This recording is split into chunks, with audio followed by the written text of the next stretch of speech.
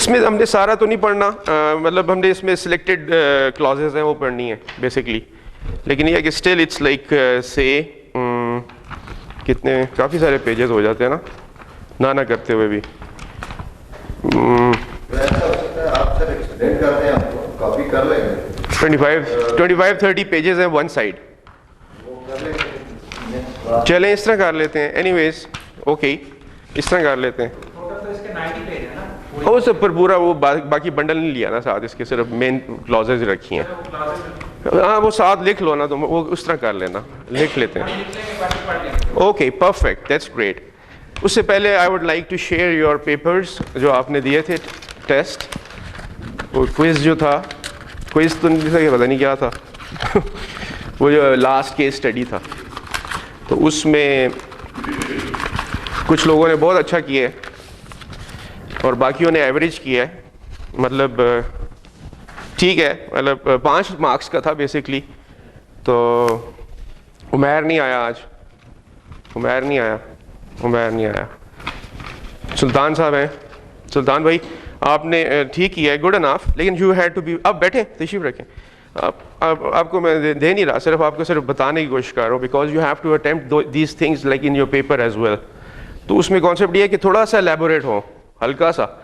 I don't know want कि आप इतना ज़्यादा डिटेल में चले जाएं कि किसी चीज़ को लंबा करने के लिए नहीं, लेकिन उसका सेंस क्लियर करने के लिए आप ज़रूर उसको कर लें, तो ठीक है ना। तो शॉर्ट मैंने कहा था आपको, लेकिन short means not that short कि आप एक लाइन में उसको शॉर्ट कर दें इतना शॉर्ट नहीं, थोड़ा सा, ताकि कॉन्सेप्ट क्लियर हो जाए ना, ठीक है, तो कॉन्सेप्ट क्लियर हो जाए। और कोशिश ये, और ये इट्स अ गुड हैबिट कि प्लीज़ कीप ऑन राइटिंग, एक राइटिंग शाइटिंग भी अच्छी होती है बंदे की, और writing matters a lot you know, और अपनी स्पेलिंग्स को भी कोशिश करें कि अच्छी हो जाए, because you are at a level you know कि आप लोग अभी मास्टर्स की क्लास है, तो अजीब सा लगता है, इट्स वेरी ऑड कि अगर आपकी स्पेलिंग्स वगैरह गलत हो, try to like make it better. Anyways Imran तुम्हारा भी ठीक था, गुड इनफ, बिल्कुल ठीक था, कॉन्सेप्ट्स काफ़ी क्लियर थे। और Awais did very well, although के पेपर बहुत गंदा था उसका, कटिंग शटिंग हुई। अब देखें ये चीज़ें जो है ना ये पिंच करती हैं, पेपर चेकर को करेंगी। अब आप इस तरह का पेपर देंगे, अब उसका लिखा उसने बेहतरीन है, गुड इनफ लिखा हुआ है, लेकिन ये कि कटिंग और ये और वो यू नो, और उसने one of the highest marks हैं उसके, मतलब good English, good writing, spellings are excellent, 4.5 out of 5 you know, अच्छा है। लेकिन ये कि इस तरह के मतलब पेपर, आप जब पेपर चेकर देखेगा तो आप ज़रूर मार्क्स काटेगा, ऐसे गुस्से से, इस वजह से नहीं कि उसने गलत लिखा हुआ है, गुस्से से कि यार क्या गंद किया हुआ है ना, मतलब अजीब सी सिचुएशन है। So you have to avoid these things, I mean in the paper you know. Subsequently तो आपने पास भी तो होना है ना, ठीक है, नॉलेज के लिए आप पढ़ रहे हैं, सब कुछ कर रहे हैं, लेकिन at least you have to take the degree as well, तो उसको भी मद्देनज़र रखें कि आप डिग्री को कैसे आपने टेक ओवर करना है। और हिना, दूसरी है ना वो वाली हिना उन दोनों ने भी अच्छा किया है, वो जो दोनों थे ना सलमान शाह और Hina, they did well as well, they scored like 4। और हुसैन आपका भी ठीक था, गुड इनफ, आपका भी one of the highest score, like 4.5 is the highest, so you score the highest. Fatima,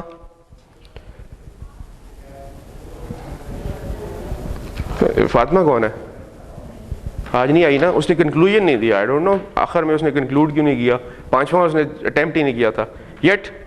मतलब ये चीज़ें देखनी होती हैं, you don't have to leave things you know, you have to be attentive in the class as well कि क्या हो रहा है, पूछ लेता बंदा साथ वाले से यार हो क्या रहा है। तो एनीवेज ज़ीशान वो भी नहीं है आज मेरे ख्याल से, और he scored well you know, Zeeshan Babar उसने अच्छा किया था, बहुत अच्छा किया है। रज़ाक साहब आपने भी अच्छा किया है, गुड इनफ, मतलब यू नो फ़र्क पड़ता है ना, नीटनेस के भी मार्क्स है ना, एक ऐसे पेपर चेकर को थोड़ी सी खुशी होती है ना कि सामने अच्छी चीज़ आई है, ऑल दो कि आपने उसके जो क्रक्स हैं जिस्ट है वो भी लिखा हुआ है, लेकिन येट मतलब it has to be neat as well. Saifullah ने भी अच्छा किया है, Saifullah did okay, perfect, 4 score है तुम्हारा, मतलब है कि 0.5 से मार खाई है तुमने, पता नहीं किस जगह पे। मैंने कुछ मैंने साथ कमेंट्स भी लिखे थे लेकिन अभी इसके भी नहीं लिखा हुआ। कमर डिड वेल, ओके। मैं तो इस पर हैरान था कि अब्दुल रहमान ने बड़ी गेम डाली हुई थी।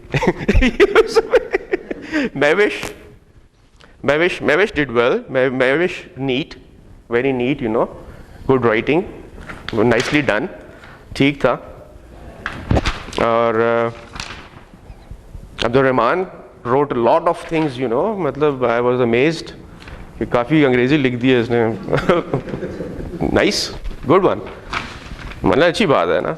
नूरुद्दीन, हाँ आपका भी ठीक है, लेकिन ये कि आपको थोड़ा सा, आप भी एलेबोरेट थोड़ा सा हो, मज़ीद कोशिश करें कि उसको थोड़ा सा, मतलब जो आपके जहन में एटलीस्ट जो बात है ना वो तो कन्वे करें ना आप क्या कर रहे हैं। मतलब ठीक है आप यू नो एवरीथिंग, लेकिन at least you should write it, jot it down as well कि आप क्या लिख रहे हैं उसमें, मुझे समझाने के लिए। बिकॉज पेपर चेकर तो लाइलम है ना, वो तो क्वेश्चन देख रहा है और उसका आंसर देखेगा, उसको तो पता नहीं है, उसने तो आपको नहीं पढ़ाया हुआ।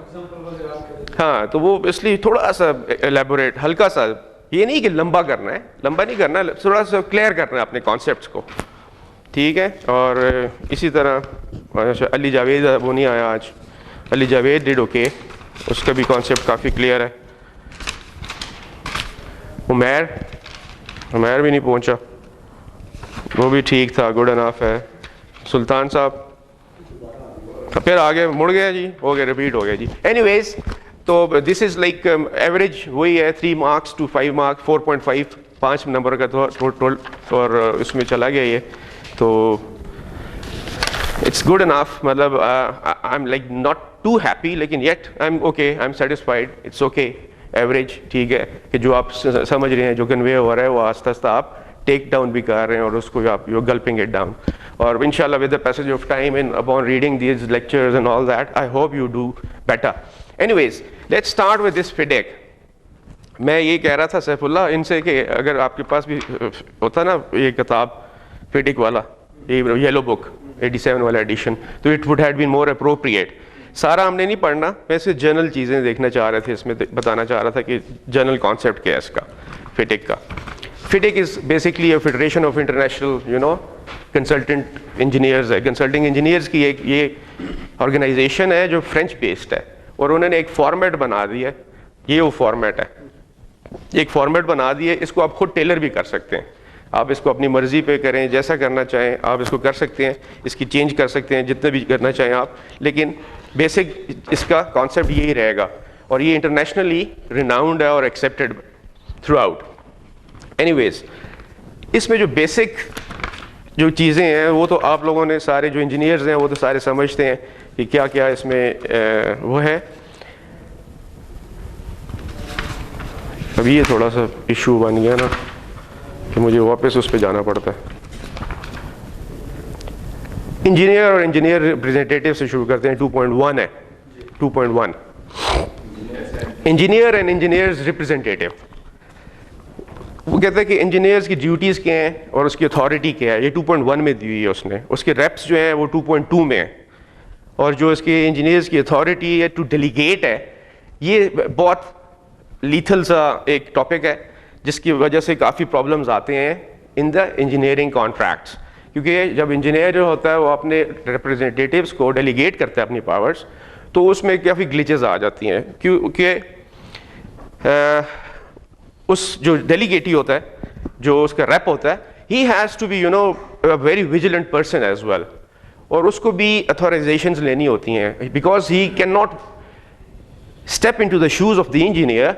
Basically he is the representative है, और टू सम एक्सटेंट होता है, he is not fully empowered to do all the acts which in the engineer is like within the inverted commas, the engineer.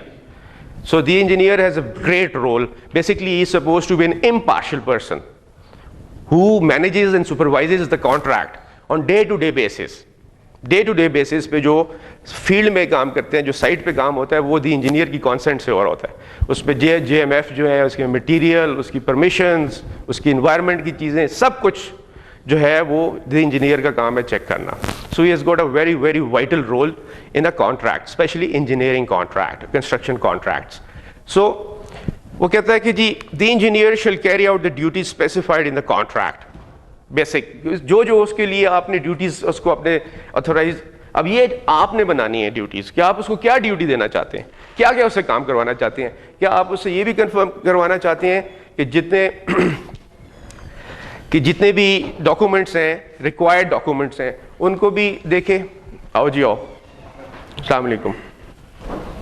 Well done यार, तुम्हारा बहुत अच्छा था last जो क्विज था, वेरी नाइस, वेरी वेल, बहुत अच्छा किया है। You scored like 4.5 out of 5। और बस मैं सिर्फ एक मिसाल के तौर पे इनको दिखा रहा था कि तुम्हारे पेपर में कटिंग बहुत थी, which you should avoid, you know, you should not do it that. Cutting कभी भी नहीं करनी, first think and then you know write. Don't be so hasty कि आपने एकदम चढ़ा दिया जी गेम ऑन कर दो। गेम ऑन ना करो ना, सोच लो थोड़ा सा। मेरे ख्याल से 5वीं से ऊपर कोई भी टेस्ट होगा तो हर टीचर ने कहा होगा यार पहले पढ़ लो और उसके बाद लिखो। तो वो इसलिए कि हिस्ट्री नहीं होना होता, because it gives a very very bad impression, ठीक है ना। Otherwise your English, your sentences, your everything was perfect, spellings perfect, but वो कटिंग शटिंग वाला जब ना होता मैं तो पूरे 5 दे देता ऑनेस्टली लेकिन उसके मैंने नहीं वो भी उसने भी अच्छा स्कोर किया, ऐसी बात नहीं है, ऐसी बात नहीं है, उसने भी अच्छा स्कोर किया। ऐसे मैं तुम्हें बता रहा था because you miss the class, और कह के गए थे इसलिए रिपीट किया तुम्हारे लिए। एनीवेज हाँ लेकिन जो भी है अंग्रेजी ठीक थी इसकी, मतलब वो चीज़ें भी मैटर करती हैं ना, बहुत मैटर करती हैं। एनीवेज वो नज़र नहीं आती, बड़ी सुपरफिशियल सी बात है कि बिकॉज आप इतने हाई लेवल पे बैठे हुए हैं कि आपके लिए स्पेलिंग्स मैटर नहीं करने चाहिए, लेकिन दे डू मैटर। सेंटेंसेज, अंग्रेजी, राइटिंग, ये चीज़ें नेचुरल है ना, बट नेचुरल कि आप ये चीज़ें अच्छी तरह लिखते हैं तो पेपर चेकर खुश होता है कि यार अच्छी चीज़ आई है मेरे सामने। एनीवेज वी आर इनटू फिडिक, ठीक है जी। तो इंजीनियर के आप जो भी ड्यूटीज़ लगाते हैं वो engineer he has to carry those duties. फिर वो कहता है कि except as expressly stated in the contract, the engineer shall have no authority to relieve the contractor or any of his obligation under the contract। अब ये बहुत बड़ा बार है उसके ऊपर, वो कॉन्ट्रैक्टर को रिलीव नहीं कभी कर सकता। अगर कॉन्ट्रैक्टर किसी मौके पे अपने आप को रिलीव करना चाह रहा है या he is not performing well, तो वो ये नहीं कह सकते तुम फारिग हो भाई next, he can not do that. हालांकि he is running the show, he is the master of the game, सारा शो ही वो रन कर रहा है, अथॉराइजेशन सारी वो ले रहा है, जहां जहां से उसको परमिशंस लेनी है वो सीख कर रहा है और उनको आगे चला रहा है साइट पे, ठीक है। But he can not relieve the contractor, वो यही नहीं कर सकता, उसको मतलब उसके टर्मिनेट नहीं कर सकता कॉन्ट्रैक्ट को, और उसकी ऑब्लिगेशंस जो हैं बाकी तो ठीक है, लेकिन ये कि ये उसकी बहुत बड़ा उसके ऊपर बार है कि ही can not do that.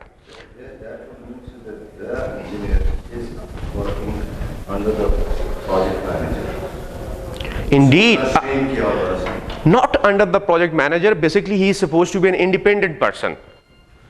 He is an independent person. He is working for the contractor as well. He is safeguarding the interests of the contractor as well. Well, he is not a partial man. But that if he is running the entire show, Yeah. who is barring him not to relieve the contractor? The employer. The employer. The employer. देखिए, employer is the master of the game because he is the pay master.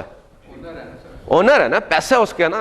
The engineer is not an individual, but it's a consultant, जिसको मैं engineer कहा। हाँ जी, मतलब he is team है, वो सिर्फ एक बंदा नहीं है, लेकिन ये कि वो बेसिकली दी इंजीनियर एक ही नॉमिनेट होता है ना, दी इंजीनियर। अब वो एक फर्म भी हो सकती है, लाइक स्मैक है, स्नोई माउंटेन इंजीनियर कॉर्पोरेशन है ऑस्ट्रेलिया की, जो आपकी जितने भी MDB कॉन्ट्रैक्ट्स होते हैं वर्ल्ड बैंक के और इसके ADB के, उनमें वो स्पेसिफिकली स्मैक को रखते हैं।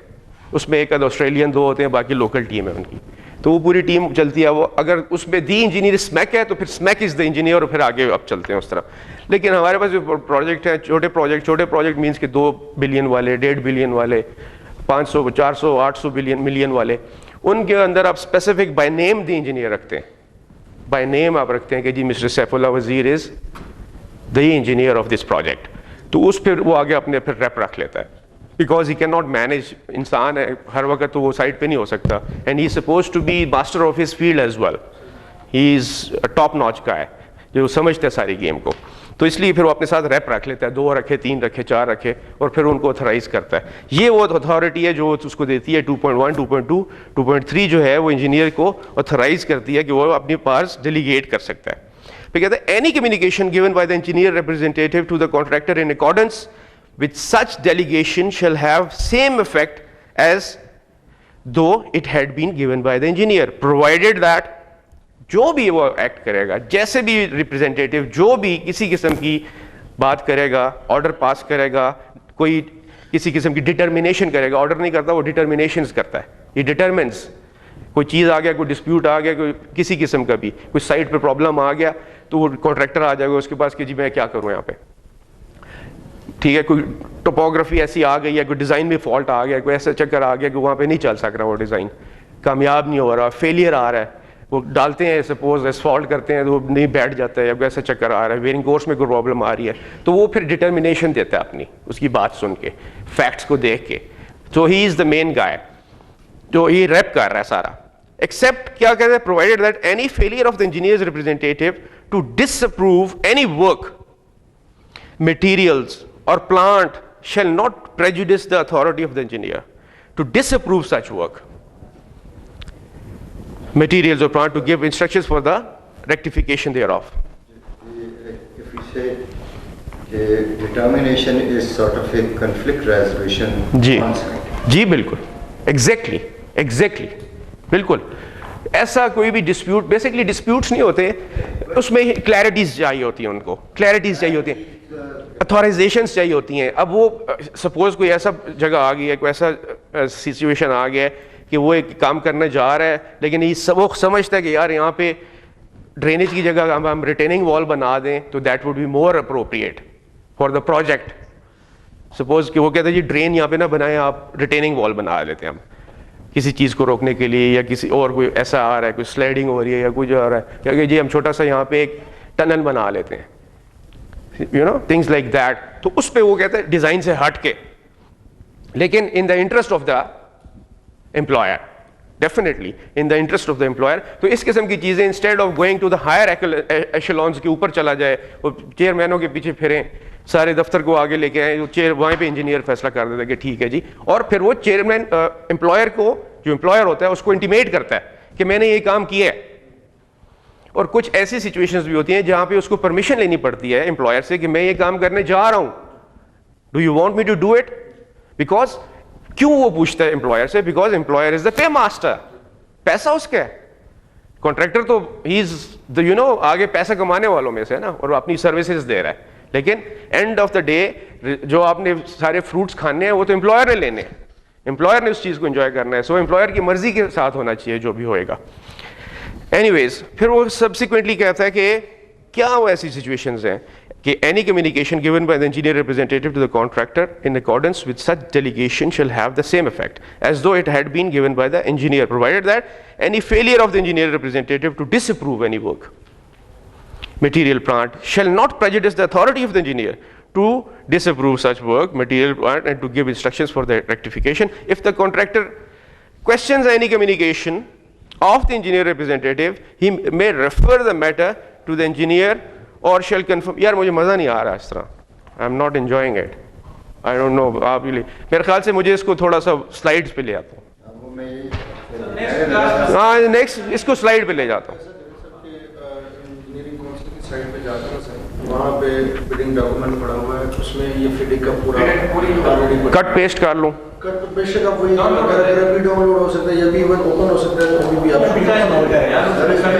इतना आप कर देना कि इसकी जो मोटी डाट थ्योरी और वो जिस तरह बोर्ड के ऊपर आप समझाते हैं वो कहते हैं कि इंजीनियर्स की ड्यूटी है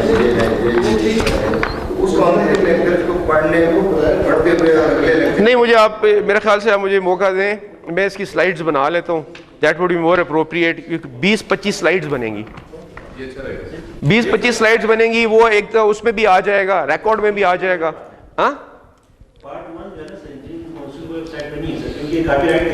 हाँ ना, वो नहीं होएगा, वन नहीं होगा, खैर मैं इसको करा लूंगा साइड, वो तो कोई इशू नहीं है, मैं इसकी स्लाइडें बना लेता हूँ, उससे ज़्यादा आसानी से देखा भी जा सकता है, फिर बंदा बोल सकता है, आप पढ़ सकते हैं ना। भाई मुझे पढ़ के आपको समझ ही नहीं आ रही होगी, मैं पढ़ ही जा रहा हूँ, you know, it's very difficult. So हाँ ना, या तो आपके पास भी हो, ये भी है, या तो आपके पास हो। खैर वो स्लाइड बना लेते हैं, let's go with this case study, that is more like it would be more interesting I suppose. क्या हो गया यार इसे, एक तो ये स्क्रीनें इतनी छोटी हैं, फिल्में इतनी कर देंगे जी, बड़ा जी माहौल है जी नजर ही कुछ नहीं आता, वो एंगल है ना उसका, वो वाला है, इनके पिक्सल्स का इशू है, यहाँ से नजर नहीं आता साइड से। एनीवेज केस स्टडी आ गई है जी। अगेन इस तरह आपको ज़्यादा समझ आएगी कि how to go about things. जनवरी 99 में जनाब इस तरह हुआ कि NHA ने प्लान किया कि हम एक पिंडी भटिया का मोटरवे बनाते हैं, M3 मोटरवे, M3 जो भी एग्जिस्टिंग है, तो और ऑन BOT बनाते हैं, build operate and transfer. Boot भी होता है build on operate and transfer. Sir वो इसमें डिजाइन बिल्ड और वो भी आता है जी, वो डिजाइन बिल्ड भी है, डिजाइन बिल्ड भी है, उसमें बहुत किस्में हैं। Public private partnership. जी बिल्कुल, ये पब्लिक प्राइवेट पार्टनरशिप है। BOT जितना भी है, जो सब कंसेशंस होते हैं, they are not contracts, they are called concessions, concession agreements, concession agreements. और आप इसको एंजॉय करते हैं, इसके फ्रूट्स इन्वेस्ट करते हैं। पब्लिक प्राइवेट पार्टनरशिप का कॉन्सेप्ट ये है कि पब्लिक आपको, public is the government, private is the contractor, और पार्टनरशिप होती है इनकी आपस में। तो पब्लिक आपको, सपोज हम आपको जगह दे देते हैं, गवर्नमेंट आपको लैंड दे देती है, कहती है यहाँ पे आप पार्क बना दें, ठीक है, प्ले लैंड बना दें। Suppose you invest everything and you take it on lease for like 10 years, और हमें उसका थोड़ा सा परसेंटेज दे दें, 5%, 10% ऑफ द प्रॉफिट्स, ठीक है, और हम आपके अकाउंट्स चेक करते रहेंगे एनुअल बेसिस पे, जॉइंट हम कर लेंगे ऑडिट, और उससे हम अकाउंट से पता लग जाएगा कि प्रॉफिट हो रहा है। सारा कुछ वो खुद देते हैं, सब कुछ उन्हीं का होता है।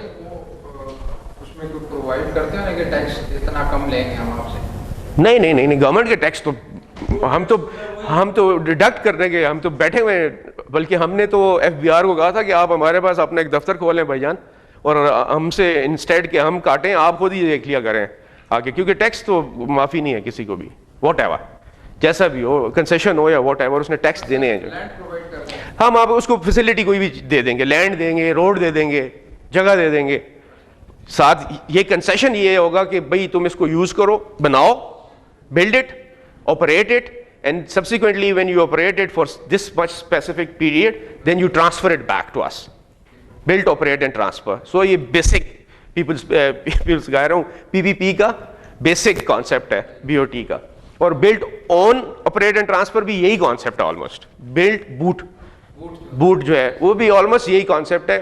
Build, own it, well you are supposed to be the owner for that very specific period, and then you operate it and subsequently you transfer it back to the public, to the government.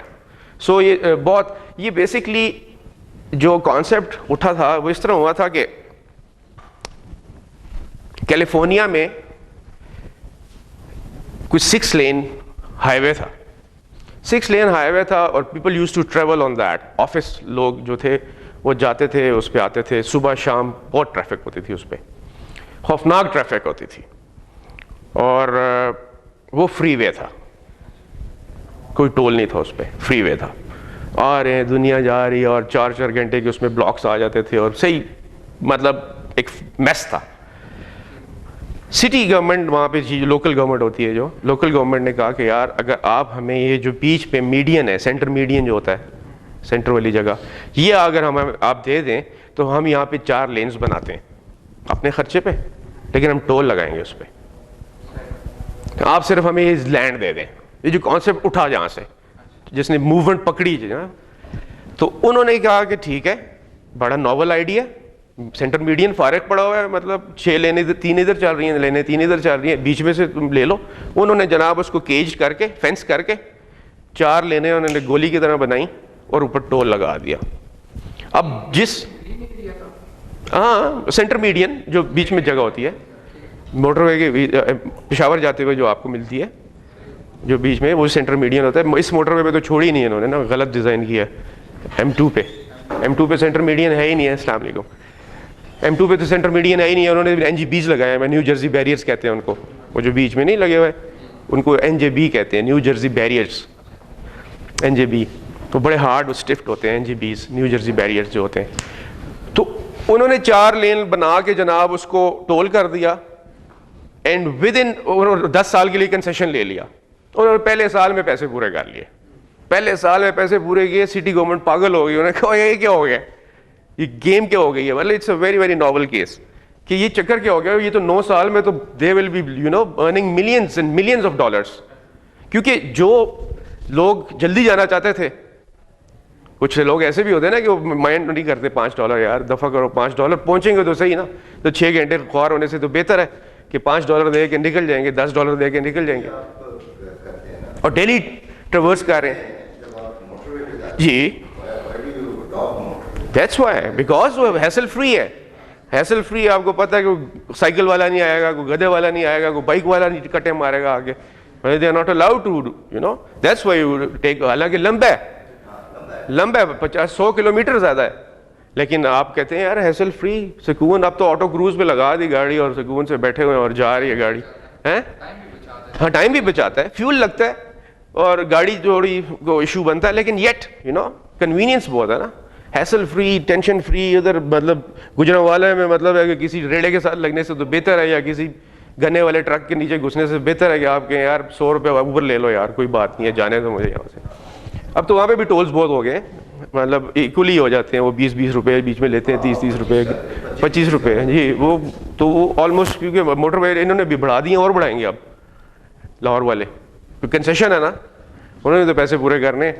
तो मेरे ख्याल से 700+ हो जाएगा थोड़े दिनों में, 700+ जा रहे हैं। बहुत फौजी भाई हमारे फिट किया उन्होंने काम को। सॉरी, टोल टैक्स, जो टोल जो है। तो एनीवेज ये हमने जनाब कंसेशन पे शुरू करने का प्रोग्राम बनाया बैक इन 1999। एक नया नॉवल आइडिया आ गया हमारे पास, क्योंकि इंडिया ने बहुत काम शुरू कर दिया था कंसेशन पे, बहुत ज़्यादा। उन्होंने तो सारा अपना जो महाराष्ट्र था और ये उत्तर प्रदेश जहाँ पे दिल्ली शैली है कैपिटल एरिया उनका, उसके इर्द गिर्द जितनी भी रोड्स थी उन्होंने सारी BOT पे बनाई हैं, सब BOT पे बनाई हैं। तो उधर से वो जो करते हैं हमने वो ज़रूर करना होता है ना। एनीवेज हमने भी कहा कि हम भी यार उठाते हैं BOT को। फिर उसके बाद एज एग्रीड हमारे पास कोई मशीनरी पड़ी थी M2 की, डेवू के साथ हमारा ये कॉन्ट्रैक्ट था कि आप ये रोड बनाएंगे और जितनी मशीनरी आपने इंपोर्ट की है कोरिया से वो आप हमें दे के जाएंगे। This was part of the contract. तो उन्होंने कहा ठीक है, हमारे लिए भी स्क्रैप ही हो जाएगा, पूरी मोटरवे बना रहे हैं 350-400 किलोमीटर की, तो उसके बाद उसमें क्या रह जाएगा। मतलब बिकॉज वर्जन अलाइनमेंट थी ना, बिल्कुल पहाड़ों में और दरख्तों के नीचे से, और उस तरह था, बनी तो थी नहीं जगह, तो नया ट्रैक था। तो वो अपने साथ जितनी मशीन्स लाए थे वो हमने कहा आप हमें दे के जाएंगे। उन्होंने एज पर कॉन्ट्रैक्ट हमें वो machines they the. They were like 1520 pieces machines different, जिसमें ट्रांसफार्मर्स भी थे और मतलब हर चीज़ थी, कंप्रेसर्स भी थे और रोलर्स भी थे और ट्रैक्टर्स भी थे और ट्रक्स भी थे, डंपर्स भी थे, हर कुछ, ग्रेडर श्रेडर एवरीथिंग, मतलब जो एक रोड मोटरवे बनने के लिए चाहिए होता है जी, सारा कुछ था, एवरीथिंग वो हमें उन्होंने दे दिए जनाब। अच्छा, अब वो हमारे किस काम के? अब नेशनल हाईवे या जो भी हमारी अथॉरिटी है गवर्नमेंट की, वो खुद तो काम नहीं करती, हम तो प्रोक्योर करते हैं ना, हम तो प्रोक्योरमेंट डालते हैं, ठेके डालते हैं कि भाई तुम करो। अब उनको हमने कि यूज करना था, अच्छा उसकी हमें ख्याल करने के लिए इतने पैसे लग रहे थे, उसकी वॉच एंड गार्ड के लिए, और फिर उसकी मेंटेनेंस कौन करे, उनके तेल कौन चेंज करे, उनको कैसे संभालेंगे, तो रस्ट हो रहा था। तो बड़ा अच्छा आइडिया उनको आया और उन्होंने कहा जी ठीक है, हम इस तरह करते हैं कि इसकी वैल्यू लगाते हैं 2 बिलियन, 2 अरब उसकी वैल्यू लगाते हैं, और as it is where it is और इन गुड वर्किंग कंडीशन हम इसको फ्लोट करते हैं। उन्होंने कहा ठीक है जी, कॉन्ट्रैक्टर आ गया, नहीं 2 बिलियन उसकी वैल्यू लगाई, वैल्यू लगा दी, और उसे कहा कि जो कंसेशन लेगा कॉन्ट्रैक्टर, उस कंसेशन को, उस कंसेशनियर को हम देंगे, ठीक है, उस कंसेशनियर को देंगे, और इस टोटल मशीनरी की वैल्यू जो है वो 2 बिलियन है। और वो गुड वर्किंग कंडीशन में थी। वहाँ पे एक कंपनी आई थी, कंसल्टेंट आए थे, उन्होंने इसको सारा चेक किया, उन्होंने एक रिपोर्ट बना के दी और उस रिपोर्ट के साथ वो चल गया। सब्सिक्वेंटली जी फॉर्मल एक हैंडिंग ओवर टेकिंग ओवर हो गई उस कंसेशनियर के साथ। Concessionaire was a firm by the name of PAMIC, PAMIC, PAMIC. Messrs. PAMIC एक कंपनी थी, that was an offshoot of Usnan Cortex.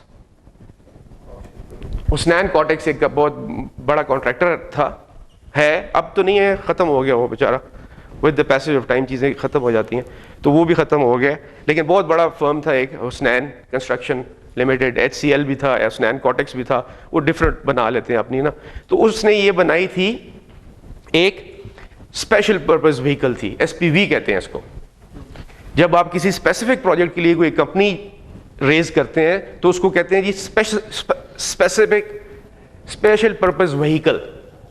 Special ऐसे तो लगता है कि गाड़ी का कह रहे हैं कि व्हीकल, लेकिन ये SPV है, स्पेशल पर्पस व्हीकल बनाता है, उस प्रोजेक्ट के लिए बनाता है, स्पेसिफिक के उसी काम के लिए। जब वो काम खत्म हो जाएगा वो खत्म हो जाएगी कंपनी, वो आगे नहीं चलेगी। इसमें FWO ने बहुत बनाई हुई है, जिस तरह NLC ने बनाई है, जिस तरह मोर है, वो लड़का काम करता है उसमें, मोर है, डिफरेंट नामों से वो चलते हैं, स्कोर है, मोर है, होपफुली होर नहीं है। एनीवेज, तो वो मैसेज पता नहीं क्यों इस तरह करता है, मेरे उस कंप्यूटर और इनके फ़र्क क्यों आ जाता है, ये चीज़ें जुड़नी शुरू हो गई हैं। एनीवेज, उस एग्रीमेंट में क्या उसने क्या पैमिक ने कहा कि ठीक है जी हम मशीनरी यूज़ करेंगे रोड कंस्ट्रक्शन के लिए, इसको डिस्पोज ऑफ भी करेंगे, जब वेयर होगी, डिके हो जाएगा, तो उसको ठीक करने से बेहतर कि हम इसको डिस्पोज ऑफ कर देंगे, सेल करेंगे, लीज करेंगे equipment in any manner and deposit the consideration in NHA project account. जो प्रोजेक्ट का एस्क्रो अकाउंट होता है, एस्क्रो अकाउंट क्या होता है, किसी को अंदाजा है what is an escrow account? Escrow account is a joint account for any project that is being used by the contractor as well as the employer. एक joint account बना देते हैं आप, और उसमें वो पैसे आते हैं, एम्प्लॉयर डालता है और कॉन्ट्रैक्टर निकालता है। और अगर किसी वक्त आपको समझते हैं कि कॉन्ट्रैक्टर काम नहीं कर रहा तो आप विड्रॉ कर लेते हैं उसको, पैसे को। जॉइंट समझिए, it's a joint account, escrow account is a joint account. किसी भी प्रोजेक्ट के लिए वो एक एस्क्रो अकाउंट जरूर खोलते हैं आप साथ की, जिसमें पैसे जाते रहे, पड़े रहे वहाँ पे पैसे, जब भी ज़रूरत होती है वहाँ का जो इंचार्ज होता है, GM होता है, जनरल मैनेजर जो भी होता है, जो प्रोजेक्ट मैनेजर होता है, he has got the authority कि जी 1 मिलियन 2 मिलियन 5 मिलियन 10 मिलियन इसमें से निकाल के फ़ौरन दे दो, प्रोजेक्ट ना रुके, ताकि टाइम सेव हो। छोटे अमाउंट्स के लिए आप फ़ौरन एस्क्रो में से दे देते हैं। तो उन्होंने कहा जी प्रोजेक्ट का जो एस्क्रो अकाउंट होगा इस कंसेशन का, BOT का, उसमें वो पैसे डालेगा। अगर कोई मशीन ख़राब हो जाती है, वो डिस्पोज करता है, बेच दी उसने, कोई मतलब कोई ग्रेडर उसने बेच दिया, ख़राब हो गया जी, नहीं ठीक हो रहा, कबाड़ को उसने बेच दिया 5 लाख का 10 लाख का, वो 10 लाख रुपया एस्क्रो अकाउंट में डालेगा। कॉन्सेंट से हो रहा है, कॉन्ट्रैक्ट एस्क्रो अकाउंट दोनों के कॉन्सेंट से हो, हाँ डिपॉजिट की भी पता होगा कि ये हो रहा है। यस, नो, दोनों पार्टीज की कॉन्सेंट से खुला हुआ है, तो सिग्नेटरी हो गए ना, दोनों सिग्नेटरी है ना, दोनों उसमें से डाल भी सकते हैं, निकाल भी सकते हैं, तो उसमें वो डाल रहे हैं। इक्विटी भी ओनर की होगी इसमें, और जो पैसे होंगे, हाँ, और जो रेवेन्यू आ रहा होगा, रेवेन्यू जो आ रहा होगा वो शेयर होएगा, स्प्लिट होएगा, अच्छा जाएगा इसी में, जाएगा। एस्क्रो में डालें आप, एस्क्रो में डाल दें, वैसे एस्क्रो में डाल दें। एस्क्रो वैसे तो आपको एनुअल देना होता है, या 6 मंथली या 3 मंथली या क्वार्टरली देते हैं आप ना प्रॉफिट्स, ये हमारा रेवेन्यू जनरेट हो रहा है जी, जो कंसेशनियर्स होते हैं, तो आपके साथ वो रेवेन्यू, और फिर आप अकाउंट्स अपने जॉइंट अकाउंट्स कर लेते हैं, अकाउंटिंग कर लेते हैं, उसका ऑडिट बना लेते हैं, पता लग जाता है कितने पैसे आए कितने गए, ठीक है। तो बेसिक तो कॉन्सेप्ट ऑडिटिंग से ही पता लगता है कि कितने आए हैं, तो वो जॉइंट अकाउंट्स भी कर लेते हैं। उसके लिए स्पेशल अलग कंसल्टेंट रखते हैं जो अकाउंट्स के जो प्रोफेशनल्स, इंटरनल भी होता है, इंटरनल आपस में, उनके बंदे आगे, हमारे बंदे आगे, वो अपनी बुक्स ले आए, हमारे बंदे आगे, खोलो जी कितना आया है, इनकम कितना था तुम्हारा, कितना एक्सपेंडिचर हुआ, सारी चीज़ें वो अकाउंट्स क्लियर करें। इंटरनल सेटिंग है। और अगर इसको थोड़ा सा आप मज़ीद करना चाहें तो फिर आप दोनों एक्सटर्नल भी करवा सकते हैं इसको, अकाउंटिंग कंसल्टेंट से कि ये एक्सटर्नल अकाउंटेंट आ जाए, आप दोनों की मर्जी से, कॉन्ट्रैक्ट में पहले से लिखा जाता है। नहीं, एक्सटर्नल तो बाद में होगा ना, वो तो बाद की बात है ना जी। ऑडिट होता है, वो ऑडिट होता है सालाना, वो तो सालाना एक ऑडिट, वो तो एक्सटर्नल है ना, वो तो होता ही होता है। हमारे इंटरनल ऑडिटिंग भी है ना, हर डिपार्टमेंट का अपना जिसमें पैसा जा रहा है गवर्नमेंट का, सरकार का पब्लिक मनी इस्तेमाल हो रहा है, पीएसडीपी के फंड्स इस्तेमाल हो रहे हैं, वो he has to go for auditing. उसने ऑडिटिंग करवानी होती है। बहुत सारी जगहों के जरिए है कि पहले over and about the auditing पहले उनके फाइनेंशियल एडवाइजर जी, एफएस भी हैं, एफए हमारे हर मिनिस्ट्री में एफए बैठा हुआ है, वो अप्रूव करता है, वो एफबीआर का बंदा होता है, फाइनेंस का बंदा होता है, और वो बैठा होता है हर मिनिस्ट्री में एफए जी ओपन। और if the amount is not utilised तो it is reverted back to the government, ministry of finance. Auditor अगर एक्सटर्नल रखते हैं तो जो उसकी फीस बराबर देंगे, इक्विटी देंगे कि जो कमाया है उसमें प्रॉफिट में से देंगे ना, मतलब लायबिलिटी है ना, तो लायबिलिटी आपने देने ही देने हैं, प्रॉफिट हो गए जो अभी मर्जी था जो आपने घर से लेके आए इक्विटी से ही देगा ना। लेकिन ये कि इक्वालिटी शेल प्रिवेल वाला कॉन्सेप्ट है, अगर खर्चा आ रहा है तो दोनों ने इकट्ठे देने हैं, वट एवर। अगर वो लॉस में जा रहा है, अब ये जो जिस तरह बिल्कुल ठीक कह रहे, ये जो डेवू था ना, M2 का मिसाल ले लेते हैं इसके लिए, डेवू ने ये बनाया सारा मोटरवे, ठीक है, पीएसडीपी से फंडिंग से बना के चले गए। हमने उनको एक ऑफर दी कि हमारे जो MSAs हैं, मोटरवे सर्विस एरियाज, ये हम आपको लैंड देते, आप इनके ऊपर डिज़ाइन करके कंस्ट्रक्ट कर लें। ये उनकी कंस्ट्रक्टेड सारी डेवू ने की है on their own expense for concession period of 12 years, ठीक है। जितने भी MSAs हैं तकरीबन कोई 8-9 बन जाते हैं, north and south and. Sorry, आप कुछ कहना चाह रहे थे? अकाउंट और रिवॉल्विंग फंड में क्या डिफरेंस है? Revolving fund is kind of escrow, it's a fund which is in the making, always revolving, मतलब उसमें कोई डाल रहा है, कोई निकाल रहा है, उसमें आ रहा है, जा रहा है, it is basically the escrow account. Anyways, उसमें उन्होंने कहा जी आप MSAs भी हैं, मोटरवे सर्विस एरियाज बना लें, 10 साल का आपको कंसेशन है, 12 साल का कंसेशन है, और ये इतना आपने परसेंटेज हमें देनी है। वो जालिम ने क्या किया कि उन्होंने हमारे साथ जॉइंट अकाउंट ना किया, ऑडिट ही ना किया।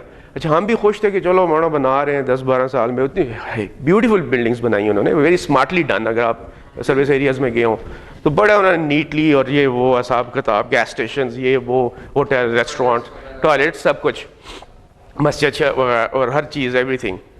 और उस पर उन्होंने, अच्छा शुरू में मोटरवे चलती नहीं थी, एक स्केयर भी होता ना हमारे पाकिस्तानी को, नहीं जी छोड़ो जी, GT रोड तो जासा हाँ जी, गड्डी ख़राब होती है, मेरे टायर ज़्यादा खर्चा होता है जी, मेरा इंजन ऑयल ख़राब हो जाएगा, इंजन ख़राब होता है जी, एक ही स्पीड में चलती है गाड़ी, इंजन तबाह हो जाता है। सारे मैकेनिक है ना इधर, सारे डॉक्टर हैं, मैकेनिक, अरफन मौला है ना, everybody is everybody, you know everything ना।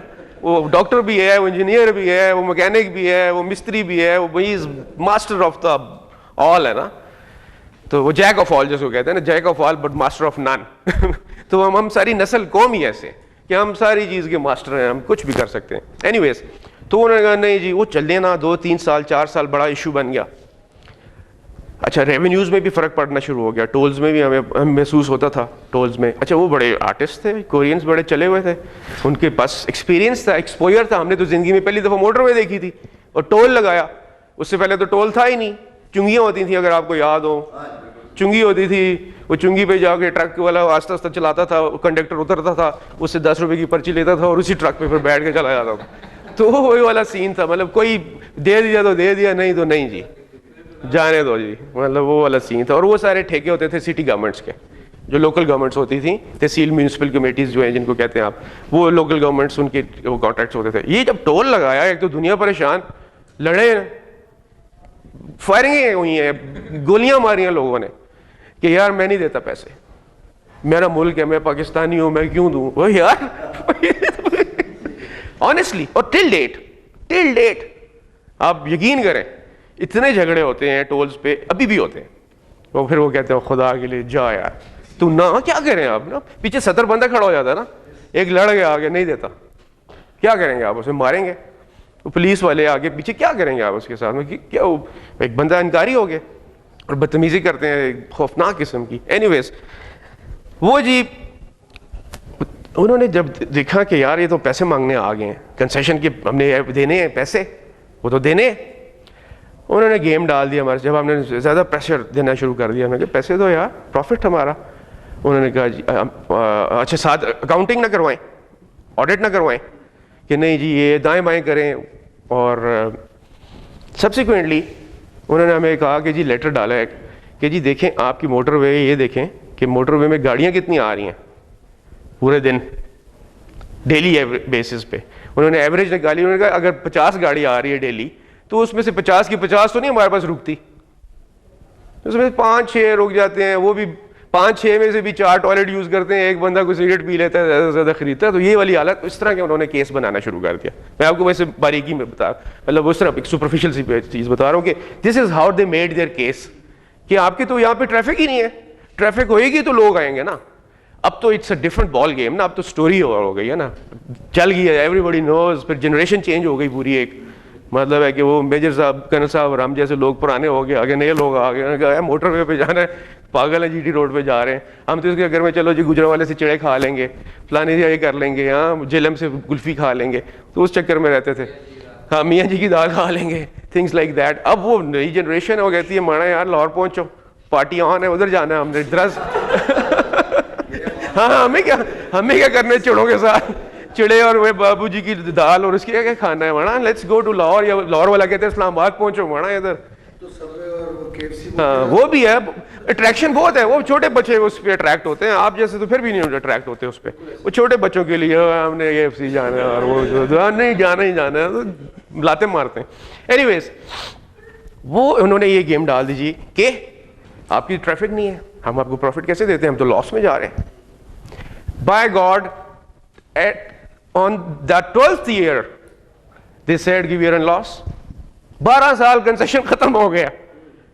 One of the reason for handing over this area M2 to FWO was this, we wanted to turn them out, और उनके पास गेम थी, उन्होंने फंसाया हुआ था हमें। कैश फ्लोज ये कैलकुलेट नहीं किए हुए थे, एक फिजिबिलिटी जो फिजिबिलिटी बनाई हुई थी उस पर तो हमने बड़ी हाइपर बनाई हुई थी ना, कि 1000 गाड़ी गुजरेगी डेली, और उसमें से तो जब प्रैक्टिकली तो वहां से 50 गाड़ी नहीं गुजरती थी इनिशियल डेज में ना, जब बना था नया नया मोटरवे ना 93-94 में, तो 50-100 गाड़ी मैक्स।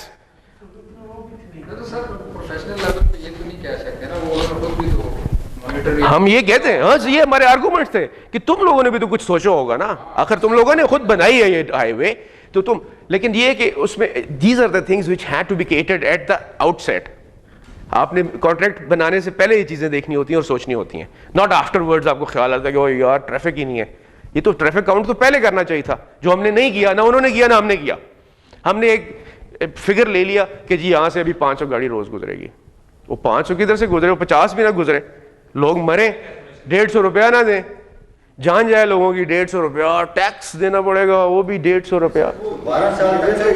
12 साल तक सर उन्होंने हमें दाएं बाएं किया, देते रहे, मिलियन दे दिया, 2 मिलियन दे दिए, 4 मिलियन दे, ऐसे partial payments without any backup. चाय पानी का खर्चा, फिर साथ वो GMCs भी सारे खुश, चलो जी हाँ जी ठीक है, हाँ जी, वो मतलब वो गेम बनी हुई थी, उस गेम को किल करने के लिए ये दिया basically.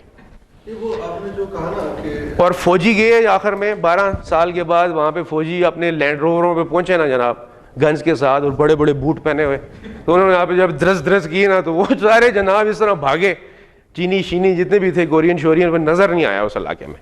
That was the reason we had to give them this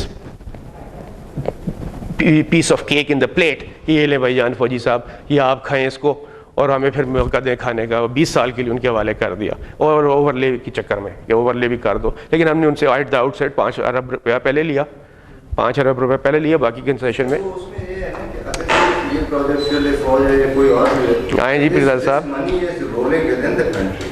हाँ जी, नहीं they were giving back to the Korea ना, हाँ वो तो कोरिया लेके जा रहे थे ना पैसा। हमें ये भी तो दुख था ना कि हमारा पैसा कोरिया जा रहा है, पैसे हमारे हैं और शेयरली हमारे थे ना, मतलब सारा प्रॉफिट्स थे। अब खैर बहुत अच्छी हो गई थी, शुरू में वाकई प्रॉब्लम्स थे उसके ट्रैफिक काउंट्स के। एस्क्रो अकाउंट इनके साथ खोला था? नहीं इनके साथ एस्क्रो नहीं था, एस्क्रो इसमें था, प्रोजेक्ट में था। तो मैं आपको बता रहा हूँ कि इस तरह उन्होंने अपना केस बनाया और 12 साल तक उन्होंने हमें रुलाया, कभी SCCP में ले जाएं, कभी किधर ले जाएं, कभी हम उनको ले जाएं। अच्छा डेवू कंपनी खत्म हो गई, कोरियन जो थी डेबू, वो तो बैंकरप्ट हो गई थी ना, वो डिसॉल्व हो गई। ये डेबू के नाम से चला रहे हैं। डेबू जो कंस्ट्रक्शन थी वो ख़त्म हो गई, डेबू कंस्ट्रक्शन, डेबू इलेक्ट्रॉनिक्स बिल्कुल ख़त्म हो गई, बैठ गई। सिर्फ ये जो है गाड़ियाँ शाड़ियाँ ये है डेबू की रह गई हैं, बाकी सारे उसके मल्टी जो थे फैसेट उसके बिजनेसेस थे वो सब खत्म हो गए। वर्ल्ड ओवर कोरिया बैंकरप्ट हो गया, डेबू खत्म। हाँ, डेबू कंस्ट्रक्शन की बेसिकली। हाँ किया, हाँ वो आ गई है वापस, आ गई है, आ गई किया, आ गई किया का प्लांट लग रहा है। फॉर FAW फॉर तो चाइनीज है ना। फिएट तो इटालियन है ना, फिएट इज इटालियन। हाँ इट्स इटालियन। नहीं नॉट ब्रिटिश। अभी लग रहा है किया का प्लांट लग रहा है। हाँ सुना रहा हूँ ना, आगे बीच में डाइवर्ट हो जाते हैं ना। अच्छा वो हमने पहले क्या कहा कि आप ये यूज़ करेंगे मशीनरी, आप रोड कंस्ट्रक्शन डिस्पोज ऑफ करेंगे, सेल करेंगे, whatever. In November 2001 it was realised that construction agreement is impossible. उसमें कोई ऐसे प्रॉब्लम्स ग्लिचेस आने शुरू हो गए कि वो लैंड हम ROW जिसको कहते हैं राइट ऑफ वे, जो रोड होता है और उसके साथ जो इंसिलरी जगह फेंस के बीच में जो सारी जगह है that is called right of वे। वो राइट ऑफ वे में हमें बड़ा प्रॉब्लम्स आने शुरू हो गए। फैसलाबाद वाले में, पिंडी पट्टियाँ फैसलाबाद, बड़े इश्यूज वो हम उनको दे ना सकें। अच्छा ये रिस्पॉन्सिबिलिटी एम्प्लॉयर की थी, क्या उसने कंसेशनियर को राइट ऑफ वे देना है, बनाना उसने, मतलब यही तो हमारा कंसेशन था, और हमने क्या जान देनी थी उसको। किस चीज़ का NOC आप कर रहे हो कोई मतलब कंस्ट्रक्शन कर रहे हो? देखिए लोगों की ज़मीन है, जैसा CDS नहीं वो सब कुछ था उनके पास, सारे सर्टिफिकेशन हर कुछ था, ऑथराइजेशन सारा कुछ। ROW जिसकी ज़मीन पे ज़्यादा था वो स्टे ले लेते थे लोग। लैंड एक्विजिशन का इशू था ना। हाँ सर्टिफिकेट देते होते हैं। नहीं, नो ऑब्जेक्शन नहीं होता उसमें। उसमें हमने 17(4) होता है, 17 subsection 4 of land acquisition act 1898 वो करते हैं। सेक्शन 4 के बाद 6 के बाद 11 होता है। 11 की जगह हम कंपल्सरी एक्विजिशन में चले जाते हैं। Compulsory acquisition, you can not से कि यार मैं नहीं देता, मतलब वो हो ही नहीं सकता कि आप कहेंगे मेरे बदमाशी से ले लेते हैं 17(4) से। लेकिन उस टेक्स टाइम ना, कंपनसेट करते हैं, लेकिन अब उसमें इश्यूज क्या हैं, इश्यूज क्या तो क्या आपने एक भाई को पैसे दिए, दूसरा जो है आप केस कर देता है। एग्जैक्टली ये इशू भी है। एक को दिया, दूसरा कजन वाला आ गया, कजन के चाचे का मामा आ गया, मामे का बेटा आ गया, फलाना आ गया, ये हो गया। अच्छा हम ओवर एंड ऑल बेसिकली तो हम चोर है ना, बेसिक तो we are thieves, you know, मतलब बंच ऑफ थीव्स। हम इस तरह करते हैं कि आपने ज़मीन खरीदी, अभी मेरे उसने लैंडलॉर्ड ने क्या किया है, 1.25 करोड़ रुपए की जगह उसने 5 लाख रुपए में लिखवा दिया। अब कल लैंड एक्विजिशन वाले CDA अगर सपोज आता है मुझे एक्वायर करने के लिए, तो वो तो कहेंगे लीगल डॉक्यूमेंट है भाईजान, आपने रजिस्ट्री करवाई है 5 लाख रुपए की, आपने तो 5 लाख में खरीदा है, मैं तो डूब गया। आपकी आर्डर क्या कहेगा सर? उसमें भी अभी डिसीजन मेरे ख्याल में आ गया कोर्ट का। क्या लेटेस्ट हमारे मार्केट वैल्यू एक हाइड्रो पावर प्रोजेक्ट था, सब में इरिगेशन का था, बोलो गोमल। तो जो टांग का एरिया वहाँ पे इरिगेशन था, वहाँ पे कैनाल के लिए वो लैंड ठीक है। जो डैम का एरिया था वहाँ पे वो फ्री वो लोगों ने रसीद दे दिया था उनको। ठीक है। वहाँ पे ये इशू आया था कि जब उन्होंने रेवेन्यू का रिकॉर्ड देखा, उन्होंने कहा जी आपकी लैंड तो है ही 50,000 के लाख यकसाल औसत होती है ना, 1 ईयर एवरेज निकालते हैं। लोग चले गए नहीं, यहाँ पे तो 16 लाख या 20 लाख की मार्केट वैल्यू है। हाँ वैल्यू है, उसने कहा नहीं, रिकॉर्ड ये कहता है। फिर उसमें उन्होंने जज ने जो वहाँ के रेजिडेंट थे उनके हक में डिसीजन दिया कि मैं बताता हूँ एक्चुअल आप इसका मैं उसका जी बिल्कुल बिल्कुल। और कुछ लोगों ने प्रोविजन है उसकी, फैमिली कुछ लोगों ने प्रोविजन है। कौन देख रहा है क्या हो रहा है? उन्होंने आपस में सेल परचेज में, हाँ जी, उसमें सेक्शन 25, 26 ये 2 सेक्शंस हैं, उसमें आप मार्केट वैल्यू ले सकते हैं। ये मतलब उसमें जजमेंट की जरूरत नहीं है। Section 25, 26 of the land acquisition act अगर आप देखेंगे तो उसमें उसने पूरे डिटेल्स दी हुई है कि क्या क्या चीजें देखेंगे आप मार्केट वैल्यू एक लैंड को एक्वायर करते वक्त। Not only the sale price which is recorded in the revenue record but the market price as well, और उसके क्या लिमिटेशंस होंगे, आप मार्केट वैल्यू कैसे असेस करेंगे, उसके वो भी तरीका दिया हुआ है उसमें। सो वो जज ने जो भी किया ठीक किया और within the 4 corners of the law किया जी किया, लेकिन it takes time, you know, these litigations, these, अब वो कंसेशन था 2 साल में उसने बना के हमें देनी थी और उसके ऊपर पैसे कमाने थे उसने, वो 99 का 2001 हो गया, उधर फंसे हुए हम ROW ना दे सकें। आखिर में हमने सोचा कि जी अच्छा हम दिल बर्दाश्त था। कंसेशन में ये हमेशा याद रखें कि you have to have a big heart, employer को दिल बड़ा करना पड़ेगा, बिकॉज वो कंसेशन दे रहे हैं ना, अपने से आप एक चीज उठा के दे रहे हैं, और आपने फिर एतबार भी करना होता है दूसरी पार्टी पे। अब आपने एतबार कैसे करना है, आपने बेसिकली उसको देखनी है फाइनेंशियल कैपेसिटी, और जो सबसे बड़ी चीज होती है एक कंसेशन में, that is called financial close. Financial close आपने देखना होता है, वो आपको सारे डिटेल्स देते हैं, अपने अकाउंट्स देते हैं, अपने इनकम्स देता है कि मैं पैसे कहां से लेके आऊंगा और कहां से आके लगाऊंगा। वो जब सारी चीजें सबूत हो जाती हैं, प्रूव हो जाती हैं, तो that is called financial close. जब वो फाइनेंशियल क्लोज होता है तो कंसेशन तब समझें आप चलता है आगे। इसमें सर जैसे 3 अरब का प्रोजेक्ट है, उसके लिए फाइनेंशियल जो ये रिकॉर्ड है उसमें मैक्सिमम कितनी रेवेन्यू या उसका रिकॉर्ड, उसका एसेट बताना पड़ेगा, उसको डिटेल्स उसकी बैंकर्स को बताना पड़ेगा, बैंकर्स की श्योरिटियां दिखानी पड़ेंगी उसको कि 3 अरब का कितने % होना चाहिए, सारी डेफिनेटली कंसेशन में तो सारा होएगा, कंसेशन में तो तमाम, और साथ ये भी कि उसके पीछे बैकअप है। सिर्फ ये नहीं कि 3 अरब ही रुपए पड़े हैं उसके पास, उसके पीछे और भी है, बैकअप भी पड़ा हुआ है कि अगर 3 अरब से आगे पीछे कुछ हो जाता है, इन्फ्लेशन हो जाती है या कोई ऐसी चीजें हो जाती है, तो उसके पास पीछे बैकअप भी होना चाहिए। बैंकर्स उसके साथ होने चाहिए स्ट्रांग, उनसे हम सर्टिफिकेट्स लेते हैं कि ये बैंकर्स, इसकी तुम बता दो कैपेसिटी, अगर कुछ इशू हुआ तो वी गोना किल यू, तो वो बैंकर्स आके अंडरटेक करते हैं जी। नहीं, बैंक गारंटी नहीं सर, बैंक गारंटी नहीं है, दिस इज छोटी है। सॉरी, ये जो भी आप बात कर रहे हैं सर्टिफिकेट लेते हैं आप बैंक से, पे बैक इसके पास कुछ और भी बैकअप है इसके पास, और आपका इसके साथ क्या रिलेशनशिप था, क्या इसने इसके हिस्ट्री बताएं, डिटेल्स। इस ऐसे कोई डॉक्यूमेंट कोई खास डॉक्यूमेंट है या वैसे नॉट, ये this is your own creation.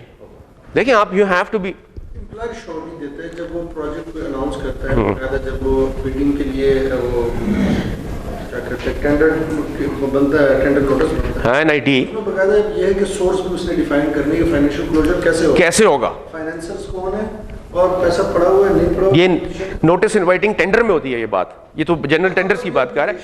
आपने करना पहले नहीं होता था, बिड गारंटीज हैं चीजें, गारंटीज के अलावा you have to show your details, finances, कि आप एक स्ट्रांग पार्टी हैं। फिर जब बिडिंग डॉक्यूमेंट खरीदता है बिडिंग में क्वेश्चंस, उसका पहला क्वेश्चन ये होता है पैसे कहाँ पड़े हुए हैं आप, हाँ, अगर मैं बिड करूं तो क्या आपके पास पैसे हैं, हाँ, जब भी गवर्नमेंट फंडिंग में, गवर्नमेंट जो पब्लिक ऑर्गेनाइजेशंस हैं उनके जितने भी प्रोजेक्ट्स हैं हम इनिशिएट तो कर देते हैं, एट द स्टार्ट या लिमिट में आके हम जो है खत्म हो जाते हैं, अस्सलाम वालेकुम, पैसे नहीं है जी। क्लेम्स चल रहे होते हैं, तमाशे और तो उसमें ये क्या हो गया, आई जी ये क्या हो गया, ये क्यों हो गया भाई, माउस को लाऊं कैसे लाऊं।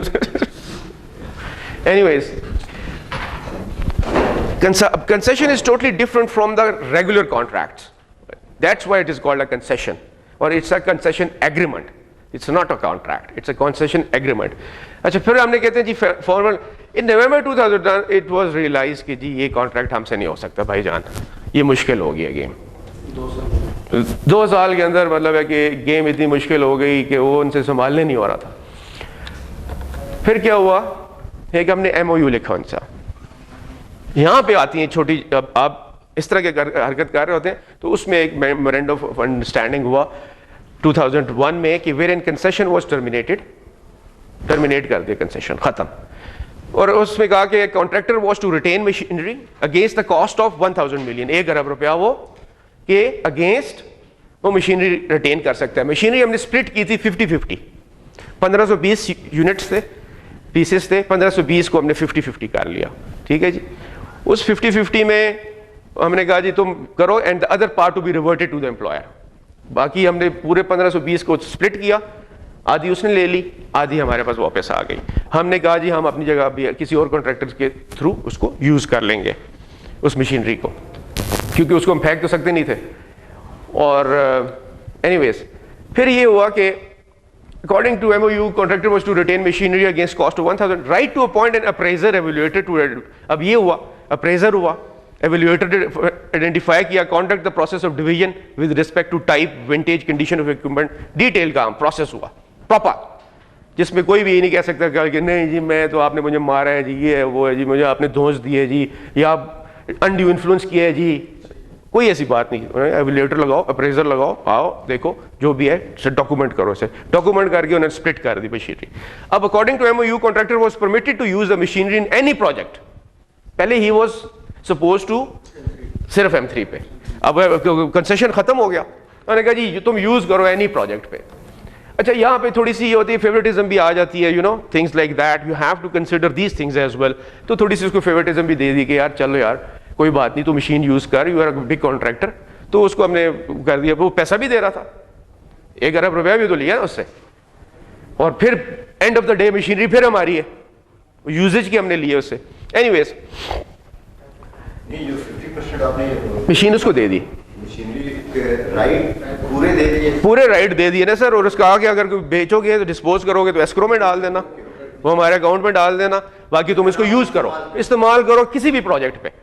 पहले हमने उसको रिस्ट्रेन किया हुआ था सिर्फ M3 पे, एक प्रोजेक्ट है, इस प्रोजेक्ट में तुम ये मशीन यूज करोगे। अब उसको हमने उससे आधी वापस ला ली, आधी मशीन वापस ले ली, और बाकी उसको कहा कि तुम ले लो 1000 मिलियन के अगेंस्ट। सर ये टाइप ऑफ कॉन्ट्रैक्ट कौन सी है, ये मेंशन कंसेशन, कंसेशन, वो जो आपने पहले टाइप्स जो कराई थी। नहीं ये कंसेशन एग्रीमेंट है, दिस इज नॉट दैट। ये सर आपने लेकिन ये क्या था, एग्रीमेंट और कॉन्ट्रैक्ट की मतलब बेसिकली जो agreement transforms into a contract, first you agree ना, agree on something. Offer acceptance होती है ना, जब ऑफर एंड एक्सेप्टेंस हो गई तो you are agreeing on something, तो कंसिडरेशन तो बाद में रखी जाएगी। अब इसमें कंसिडरेशन क्या है, द रेवेन्यूज। देखिए ना, आप तो कुछ भी नहीं दे रहे, आपका तो स्टेक ही कोई नहीं है, एक्सेप्ट कि आप उसको लैंड दे रहे हैं, ROW दे रहे हैं। वो असल में आपने कंसेशन कॉन्ट्रैक्ट से बात शुरू हुई और MOU पे शिफ्ट हो गए हम लोग। हाँ। MOU वो कह रहे क्या चीज चल रही है इस वक्त ना? MOU ये MOU है, मैंने कहा कॉन्ट्रैक्ट पे हम नहीं गए। ये MOU एग्रीमेंट से पहले का एक वो है स्टेप है। नहीं MOU कॉन्ट्रैक्ट के बाद हुआ है, कंसेशन के बाद हो रहा है, कॉन्ट्रैक्ट होने के बाद एक MOU है, with in during the currency of the contract. तो हालांकि MOU पहले ही था। नहीं वो और चीज है ना, उसके लिए होता है कि हाँ जी मैं ये काम करूंगा, स्पेसिफिकली इस केस में इस केस में नॉर्मली MOU तो एग्रीमेंट से नहीं, वो MOU आप उस दूसरे एंगल में लेके जा रहे हैं कि जी आप एक मेमोरेंडम ऑफ अंडरस्टैंडिंग करते हैं कि हम ये काम करेंगे at some point of time. जिस तरह चाइना का प्रेसिडेंट आता है तो वो 50 MOU लिख के चला जाता है, फ्रांस वाला आता है जो 70 लिख के चला जाता है, हमारा प्राइम मिनिस्टर जाता है वो 90 लिख के आ जाता है। इट्स नॉट नेसेसरी कि MOU के कोई वेरासिटी नहीं है, लीगल वैल्यू नहीं है, लेकिन इस कंडीशन में है because during the currency of the contract जब MOU होएगा तो वो किसी चीज को डेजिग्नेट कर बता रहा है, स्पेसिफिक कर रहा है, उसको स्पेसिफाई कर रहा है कि जी हम ये काम करने जा रहे हैं जो पहले नहीं था कॉन्ट्रैक्ट में। अब इसको हम अमेंड भी कर सकते थे कॉन्ट्रैक्ट को, ठीक है, इसको एडेंडम में ला सकते थे, लेकिन उन्होंने कहा MOU कर लेते, ठीक है जी, पार्टी राजी हो, फिर कुछ हो गया किस टर्मिनेट किया ना इस केस में। हाँ ये पता नहीं क्या हो गया यार, ये क्यों खफा है यार, नो किस पे नो करूं, इधर लिखा हुआ है कि नो, किधर ऊपर, सर ये जो डायल बॉक्स हाँ इस पे कहो ना, ऊपर आ गए, मैं ऊपर चला गया हूँ, वो ऐसे कुछ कर यार, क्रॉस मेरे से तो चलता नहीं है, माउस भी कुछ आउट ऑफ कंट्रोल है। अच्छा एनीवेज, मैंने कहा जी on contract of M3 was finally concluded to be built on GOP funding, खत्म करो जी, कंसेशन फारे हो गया जी, GOP फंडिंग से होगा या PSDP से होगा, गवर्नमेंट पैसे देगी हम रोड बनाएंगे, खत्म हो गई बात, आगे चलें जी। अब डिस्प्यूट कहाँ पे आता है, अच्छा चलो जी बहुत ही आगे चलेंगे जी, ज़्यादा ही आगे चलेंगे। अब इस तरह subsequently contractor was required to revert the equal share of machinery to employer as per MOU clause 29 थी उसकी of supplementary conditions of contract. अब सप्लीमेंट्री कंडीशंस भी जब कॉन्ट्रैक्ट होता है उसके साथ आप सप्लीमेंट लगाते हैं, ठीक है, तो आप सप्लीमेंट करते हैं which is part and parcel of that contract, ठीक है। तो सप्लीमेंट्री कॉन्ट्रैक्ट की जो क्लॉजेस थी उसकी क्लॉज 29 के तहत उसका निकालना था कि equal share of machinery to employer as per फलाना, ठीक है जी। Further contractor was restricted to use company share of machines outside M3 project, ये भी हो गया, except with prior permission of NHA against rental charges. सोया नहीं रात को लगता है। एनीवेज रेंटल चार्जेस उन्होंने कहा जी ठीक है M3 के बाहर आप यूज़ करें, इस स्पेसिफिक प्रोजेक्ट के बाहर आप यूज़ करें, कोई इशू नहीं है, लेकिन रेंटल चार्जेस के ऊपर और प्रायर परमिशन लेंगे कि जी मैं ये मशीन उठा के कोयटा लेके जा रहा हूँ, ठीक है, मैं उसको वजीरिस्तान लेके जा रहा हूँ, आप परमिशन हमसे लेंगे ताकि हमें पता हो कि हमारी मशीन्स किधर जा रही हैं, ठीक है, ट्रैक रखने के लिए। ये हो गया जी। मैं कहा ओके ठीक है फाइन, यहाँ तक बात ठीक चलती रही। ग्लिच कहाँ पे आई? सब्सिक्वेंटली क्या जी 2002 में जॉइंट कमेटी कंस्टिट्यूट हो गई, कमेटी ने कंस्टिट्यूट हो गई, उन्होंने carry out distribution of machinery हो गई, यूनिट्स फलाना, और स्मेक को बुला लिया हमने कंसल्टेंट्स को। स्नोई माउंटेन इंजीनियरिंग कॉर्पोरेशन है जो मैं बता रहा था आपको, ऑस्ट्रेलियन बेस्ड है, ऑस्ट्रेलिया की है बेसिकली। उसने रिपोर्ट दे दी अब ईयर 1999 इन 4 लॉट्स, 4 लॉट्स बना दिए उसने।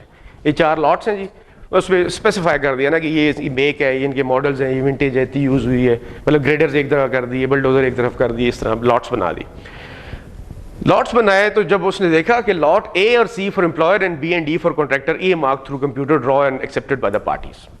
फुल टाइम और लॉटरी प्रोग्राम चलाया, उन्होंने कहा ठीक है जी A और D मेरा और पर्ची प्रोग्राम में AD मेरा, कंप्यूटर से किया क्योंकि उसने चलाया, उन्होंने कहा ठीक है ये आपकी होगी मशीनरी, ये हमारी हो गई, राजी हो गए। 61 units of employer share could not be physically located. 61 जो थे पता ही नहीं चला वो किधर गए टिल सितंबर 2002। ये 1990 या 1000 नहीं किधर सर, कहाँ किधर पढ़ रहे हैं सर?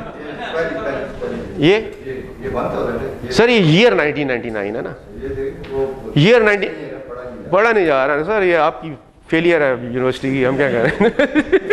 आप सामने बैठ के नहीं पढ़ सक रहे तो मैं तो एंगल से तो बिल्कुल नहीं पढ़ सकता। वो मतलब इन्हें कहे खुदा के लिए यार प्रोजेक्टर लगा लो, क्या हो गया, एड्डा की हो गया, मतलब है कि बहुत करोड़ों रुपए का तो नहीं मिलता। तो जो प्रोजेक्टर होते हैं सिंपल तो गेम है, उस स्क्रीन इतने बड़े बोर्ड लगाए हैं फजूल में, इनके ऊपर कौन लिख सकता है। इससे बेहतर है प्रोजेक्टर लगा हुआ। एनीवेज वो जी 61 यूनिट्स गायब हो गए जी, after which 31 units were handed over by 30 October. अब 61 यूनिट्स गायब हो गए, हमने वहां से उनको काउंट करना शुरू कर दिया कि तो 99 से गायब है भाई, रिकवर करके ले गया और रेंटल भी लेंगे उसका। सब्सिक्वेंटली उन्होंने 31 दे दिए, 30 फिर गायब। 31 यूनिट्स उन्होंने 2002 में पैदा करके हमें दे दिए कि ले लें जी, ठीक है जी। Certain parts of 101 units were damaged and replaced. अब पार्ट्स भी हो गए, उनकी चीजें रिप्लेस हो रही थी। हमने कहा जी आ जाओ जी हमारा क्लेम बन गया। हमने कहा जी receivable renter on account of non delivery of 61 units from 1 October 2002 30 October 2002 38 million देना। बी उन्होंने कहा जी amount of damages missing parts of 101 units 36 million ये दे दें जी। बिल्कुल हमने कहा ये कागज़ किताब है, ये बेजान दे दें पैसे, आ जाओ नहीं तो हम काटने लगे हैं तुम्हारे पैसे। कॉन्ट्रैक्टर ने कहा कि जनाबे वाला आप ये किस तरह कर रहे हैं, अब हो क्या रहा है कि आपने handing over position was dual. जब आपने हैंडिंग ओवर तो उस वक्त तो पोजीशन ड्यूल था हमारा, बिकॉज मैं उस प्रोजेक्ट के लिए M3 में काम कर रहा था, उस प्रोजेक्ट से बाहर लेके नहीं जाना था मैंने, मैं तो उस जगह पे रखना था अपने सारे सामान को। तो और MOU की जो special supplementary conditions of contract थी 29 ऑफ कॉन्ट्रैक्ट एग्रीमेंट, उसमें वो कहता है कि rentals obtained were credit to escrow account, हम डालते रहे एस्क्रो में। None of machines were rented out after conclusion of contract. जब कॉन्ट्रैक्ट हमारा हुआ आपके साथ एट द आउटसेट तो हमने तो कोई भी रेंट नहीं की, क्योंकि हमने तो M3 पे रोड बनानी थी, कंसेशन में करनी थी, चलानी थी, हमने तो उधर ही चलाई है या चलाई थी।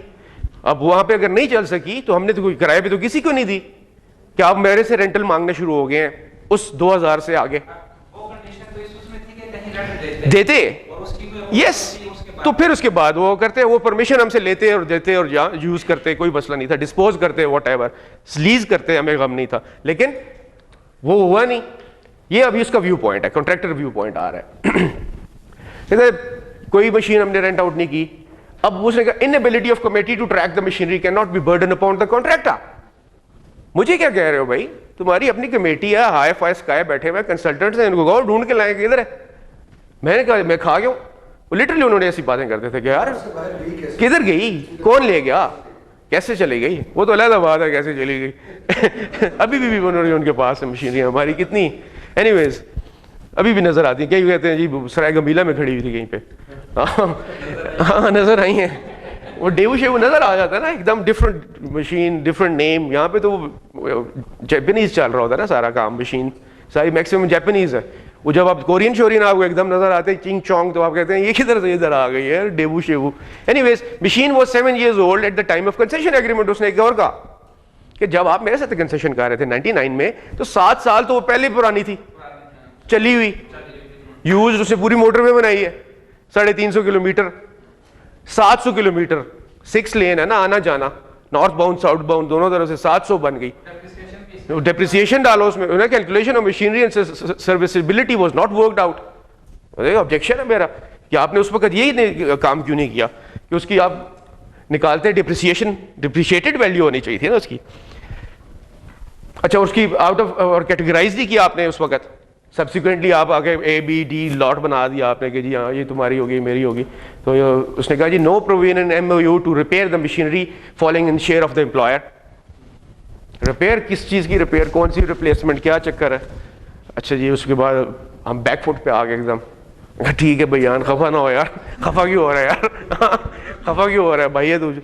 तो हमें कहा आज एमिकल सेटलमेंट में करते हैं। एमिकल सेटलमेंट होती है, एमिकल सेटलमेंट कमेटी कंस्टिट्यूट हो गई जी, बड़ी हाई स्काई लोग आ गए जी, और TA चलने शुरू हो गए, TA मिल रहे हैं, DA मिल रहे हैं, वो विजिट कर रहे हैं, उधर जा रहे हैं, इधर से आ रहे हैं, तो गाड़ियाँ इधर भाग रही हैं उधर आ रही हैं, कुछ ना हुआ जी।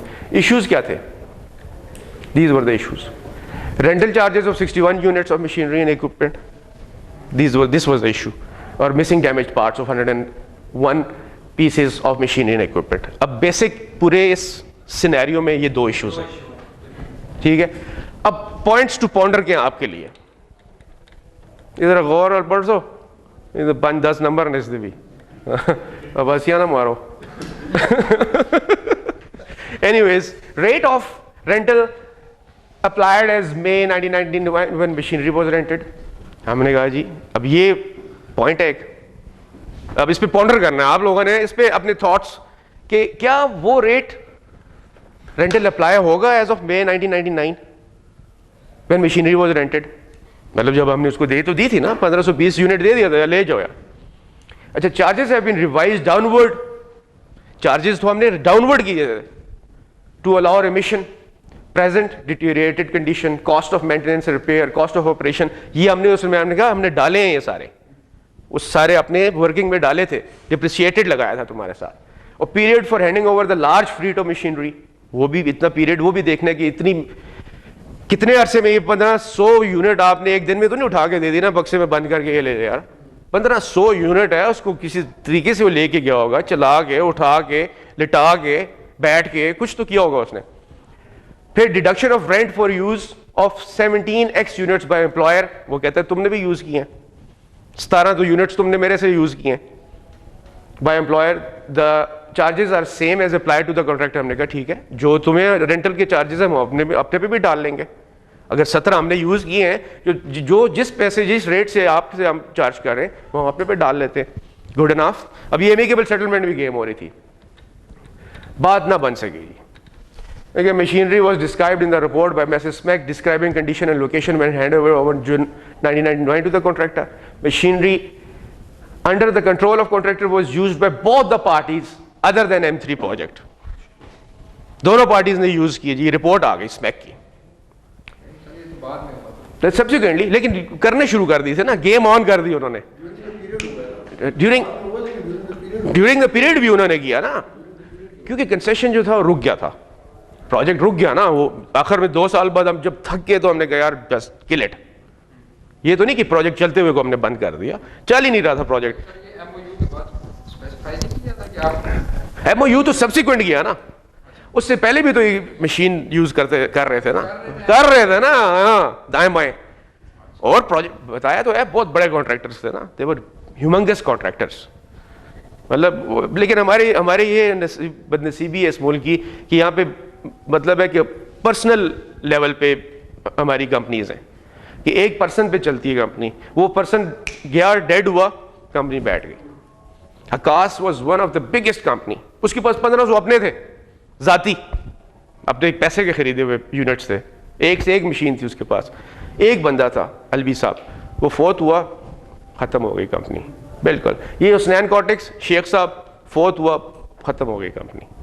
कहीं भी नहीं, कुछ रहा ही नहीं उसका, वो स्प्लिटर हो गई कोई। मतलब कंपनी दरअसल उसको कंपनी की तरीके से बनाते ही नहीं है ना, उसको वन मैन शो पे बनाते हैं। वन मैन शो है, वो मैन खत्म हुआ, अब कंपनी बैठ गई।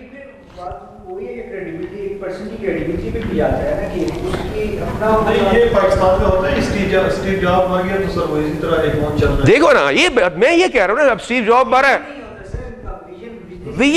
विजन के अलावा मतलब कंट्रोल बहुत रखते हैं ना। हर बंदा यहाँ पे मार्शल लॉ के चक्कर में डाइवर्ट नहीं, डेलीगेट नहीं करते। एग्जैक्टली सिस्टम नहीं, डेलीगेशन नहीं है ना, आप एतबार नहीं करते दूसरे पे, ट्रस्ट नहीं है ना। और ट्रस्ट करें भी कैसे यार, ऊपर से चोर भी है ना, हम डाकू है ना। मतलब जिधर मौका मिला उधर कपड़े उतार लिए, उसके जूते उतार लिए। उधर कोहिस्तान में रात को वापस आओ तो जूते भी उतार लेते हो।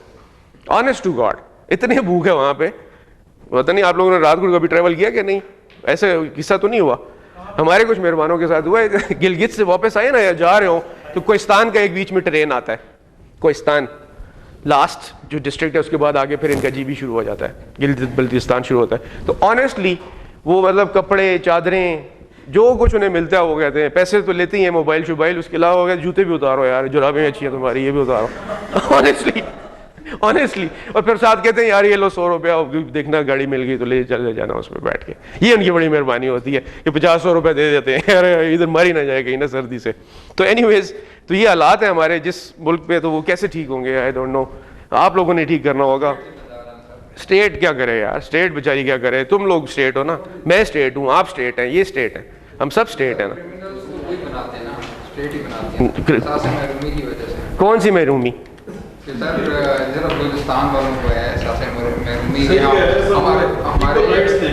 किस तरह मिलेंगे इक्वल राइट्स? कैसे आप इक्वल राइट्स लें जब आपके वो कह रहे हैं कि 10 बच्चे और आप कहते हैं कि मेरे नहीं है 10 बच्चे। ये बैठा हुआ मिसाल, मेजर साहब काउंटिंग कर रहे हैं, मरदमशुमारी कर रहे हैं, उधर खटखटाया उन्होंने, नॉक नॉक, हाँ जी कितने बच्चे हैं जी? अरे जी मैं क्यों बताऊं, हमें पता चला जी आपके 10 बच्चे हैं। नहीं है जी मेरे 10 बच्चे। आप क्या करेंगे ऐसी जगह पे, आप क्या करेंगे? कौन सी equal rights? What equal rights, what human rights? मतलब equal rights, humanity, equality, equity की आप बात जहाँ पे उस वक्त करते हैं जब आप खुद ह्यूमेन होते हैं। ह्यूमन तो है ही, ह्यूमेन भी होते हैं ना, हकूक अल अबाद वाला कॉन्सेप्ट है ना, जो अपने लिए आप सोचते हैं दूसरे के लिए भी वही सोचे ना, ठीक है ना। अब तू नई करोला पे आता है तो उसका मतलब तो नहीं है कि सारे मतलब है कि नई करोला पे फिरते हैं। बीच में एल्टो वाले भी हैं हमारे जैसे ना, मस्कीन भी हैं, बकरी भी हैं, है ना। तो वो वाला कॉन्सेप्ट नहीं है। Anyways, pricing of missing parts was done by committees at 2 on market price, not keeping in view the condition of machinery. ठीक है, अब ये पॉइंट्स है सारे, ये आपने देख, ये इशू बन गया उसमें। अच्छा, which was almost 10 years old, wherein contractor never participated in the proceedings. Subsequently, हमने ये प्राइसिंग की, उसकी pricing of missing parts was done by committee, that to on market price, market जो वैल्यू उसकी ले ली, not keeping in view the condition of machinery, जो कि 10 साल पुरानी हो चुकी थी। अब उस वक्त तो 7 साल पुरानी थी, अब 10 साल पुरानी हो गई है। एग्जैक्टली, उसने कबाड़ की नहीं डाली, उसने मार्केट वैल्यू लगा दी। हाँ, जुल्म है ना। तो wherein contractor never participated in the proceedings, उसको पता लग गया कि ये मेरे साथ करने जा रहे हैं तो मुझे ज़बह करेंगे। उसने अपने लिए केस बना लिया और he said I am not audi alteram partem, nobody can be condemned unheard. अपने लिए केस बना लिया ना उसने कि मैं तो अनहर्ड हूँ जी, मुझे तो सुना ही नहीं गया, इस कमेटी में मैं पार्टिसिपेट ही नहीं किया मैंने, तो how can you penalise me for this? Audi alteram partem यहाँ पे आता है। तो एनीवेज उन्होंने कहा जी डिफरेंस आ गया जी। उन्होंने कहा जी डिफरेंस इन प्राइस है 35 मिलियन का, क्लेम आपका 36 मिलियन का, could not be explained by the employer. मिन्नतें कर ली हमने, ये हमने कहा ना कि इन प्राइस 35 मिलियन और क्लेम हमने 36 मिलियन का कर लिया। जस्टिफाई तो करें। अच्छा भाई कोई जस्टिफिकेशन नहीं, हंसे आगे से, नहीं सर बस क्या करें सर, कोई गुजारा करें आप, ओके बताओ ना कैसे बनाया तुमने ये 36 मिलियन, नहीं समझ आती। Contractor has assessed rupees 3.74 million. उन्होंने कहा जी ये 37 लाख रुपया पकड़े जो अल्लाह के नज़दीक आपके बनते हैं, वो मैं देने के लिए तैयार हूँ। ये आप जो 3.5 करोड़ रुपया में से मांग रहे हैं ये मेरे पास नहीं है, ये 36 लाख रुपया 37 लाख रुपया पकड़े और ये टोटल लाइबिलिटी है मिसिंग पार्ट्स की, और मैं अपनी इससे ये हुआ कि उसने अपनी रिस्पॉन्सिबिलिटी एडमिट कर ली कि हाँ मिसिंग पार्ट्स थे, कि गुमे हुए थे, पकड़ा गया, यहाँ से वो एडमिशन हो गई। ठीक है जी। सब्सिक्वेंटली आर्बिट्रेशन में चला गया तो अवार्ड अनाउंस हुआ और अवार्ड ने कहा कि भाईजान रेंटल 61 यूनिट्स आपको मिलेगा 1.2 ठीक है 1.2 मिलियन आगे पूरे फिगर है ना, इसलिए वो नहीं किया। वो पॉइंट के बाद फिगर ज्यादा कॉमा होना चाहिए, तो पॉइंट लग गया ना, अभी कुछ गलती हो जाती है ना, माफी भी दिया करो ना माफ कर दिया करो यार। तो वामडा वाले माफ किधर कर कुछ दे के ही जाएगा, कुछ दे के ही जाएगा। एनीवेज बड़े जाले में वैसे यार, अल्लाह की कसम। गवर्नमेंट ने कहा जी रिमिशन दे रहे हैं हम आपको 40%, खुश नारे मारू, मैं शुक्र है इस बार बिल कम आएगा। इतना ज्यादा उन्होंने तुन के डाला बिल कि वो औकात से बाहर चला गया ना औकात से बाहर चला गया। रिमिशन जो मिलनी देनी थी ना, 17,000 रुपए बिल आ गया जी इस सर्दी में, सर्दियों में 17,000 रुपए बिल में टकरे मारूंगे मारूं को, या खुदा चला गया हो क्या गया, क्या चीज चला दी हमने, इंजन चल रहे हैं इधर, क्या हमने ट्रांसफार्मर चला रहे हैं। मेरा खुद 23,000 का बिल है। ठीक कहते हैं 17 यार, मतलब हैरानी। नहीं हीटर वो चलाए हैं, हीटर वो दूसरे चलते हैं, लेकिन ये कि इतने खौफनाक नहीं चले ना, मतलब जायज चलते हैं। ऐसा वो भी 1000 वाट का हो ना तो जायज चलता है। नॉर्मल एक हीटर जो बिजली का वो 1000 वाट से कम हो। हाँ नहीं, ये जो थोड़े होते हैं ना इन्वर्टर टाइप एसी आया, नई technology, hot and cold, not inverters, inverter तो एक नई और टेक्नोलॉजी है ना, एक हॉट एंड कोल्ड आई अब, एक हॉट एंड कोल्ड। अब hot and cold is too good, very energy saving है। तो उसने आखिर में हमें कहा जी ये भाईजान 50% आपका क्लेम बनता है 17.5 मिलियन मिसिंग पार्ट्स का, और ये इस टाइम का, तो ये आप 18 मिलियन इससे लें, 18-19 मिलियन का टोटल आपकी गेम बनती है। ये आप पकड़ें और अल्लाह के हवाले आप ये अवार्ड अनाउंसड है, और ये फिर हम उसके रिकवर कर रहे हैं, और हमने रिकवरी करी है उससे सब्सिक्वेंटली, और हमारा क्लेम शेप सारा उधर ही रह गया। 36 मिलियन शिलियन जो उन्होंने बनाए हुए थे वो फारिग हो गए, बिकॉज वो वाकई गलत बनाए हुए थे ना, कि आपने मार्केट वैल्यू लगा दी है एक, जो कि सैल्वेज वैल्यू लगानी चाहिए थी आपको, तो वो नहीं किया। So this is the basic case study, और इसके ऊपर मैं आपको नेक्स्ट टाइम पे एक हल्का सा क्विज ही मारूंगा। पढ़ गए हैं ईमेल यार तुम्हारे पास होती है, उसमें मैंने कॉपी करवाई हुई है, तुम क्या प्रॉब्लम है, उस लड़के को भी देता हूँ। एनीवेज सर जो मशीनरी है, कंस्ट्रक्शन मशीनरी है, हमें वापड़ा को बड़ा प्रॉब्लम है इसमें। अच्छा जी। क्लेम्स आते हैं आइडल चार्जेस की, मशीनरी खड़ी होती है, खड़ी है, काम नहीं कर रही, हाँ उसने सस्पेंड कर दिया या स्लो डाउन कर दिया, जी बिल्कुल बिल्कुल, तो उसके बाद उसकी क्लेम शुरू हो जाती है। जी बिल्कुल। अब उसमें हमारे पास अगर NHA के पास है तो सर काइंडली शेयर कीजिएगा, हमारे पास ऐसा कोई नहीं है कि हम जो रेट्स हैं आइडलिंग के या ऑपरेशन एंड मेंटेनेंस के जो चार्जेस हैं जब क्लेम करता है ड्यूरिंग आइडलिंग पीरियड, वो हम कहाँ से लें? जिस तरह आपने कहा ना कि हमने मार्केट से लिए, वो कितने ऑथेंटिक थे, उसकी क्या कंसल्टेंट, कौन करता है? कंसल्टेंट हमने ये किया हुआ है कि हम करते हैं US आर्मी कोर ऑफ, अच्छा उधर से लेते हो, हम वो वाली बुक रेफर करते हैं। अब वो ये है कि वो सारे डॉलर्स में है, उसमें मेक मॉडल और वो चीज़ें, उसका भी गेम, बस फिर ऐसे जस्ट उठा लिया फलाने मशीनरी का ये रेट उठा लिया तो आइडल का ये उठा लिया। कंसल्टेंट्स वैसे इसमें हैं, एक बहुत बड़ी फर्म है, तो अगर है NHA, क्योंकि NHA का भी बहुत ज़्यादा मशीन, बहुत ज़्यादा, मैं इसे क्रॉस चेक करूँगा, मैं क्रॉस चेक करूँगा ज़रूर, बिकॉज आइडल चार्जेस हमने बेतहाशे दिए हैं इस पे IMDC पे, ये इस्लामाबाद जो नहीं मोटरवे बनी मरी, इस्लामाबाद मरी ड्यूल कैरेज वे, ये जो है इस पे बहुत आइडल चार्जेस दिए हैं, बहुत ज़्यादा, मतलब मिलियंस और मिलियंस ऑफ रुपीस दिए हैं। पहले चलती थी सर कैटरपिलर्स और ये इस तरह की जो मशहूर, अब तो चाइना आ गया, आ गया, तो अब वो वाले रेट्स तो हम देने से गए, हाँ वो परफॉर्मेंस भी नहीं है और वो बात भी नहीं है, एग्जैक्टली ना वो लाइफ है उसकी, ना वो, हाँ बिल्कुल।